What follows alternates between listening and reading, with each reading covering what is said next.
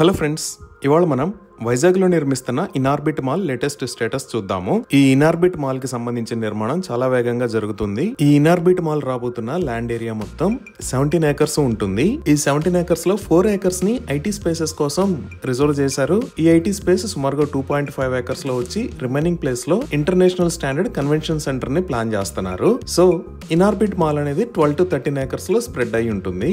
ఈ Inorbit mall ని సుమారుగా 600 కోట్ల రూపాయల అంచనా వ్యయంతో నిర్మిస్తున్నారు.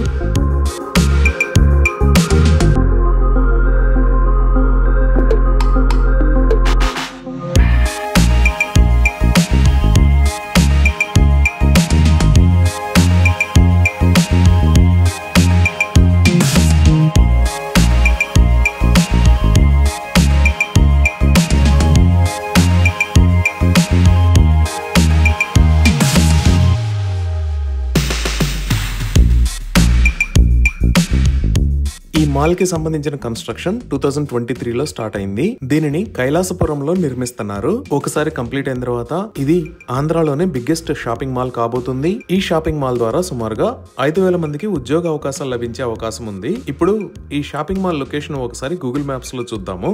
సో గూగుల్ మ్యాప్స్ లో చూస్తే ఇక్కడ మీరు చూస్తున్నది చెన్నై కోల్కతా నేషనల్ హైవే. ఈ నేషనల్ హైవే మీద ఇది కంచెరపాలెం, ఇది తాటిచెట్లపాలెం, ఇది అక్కయ్యపాలెం, ఇది సీతమ్మధార.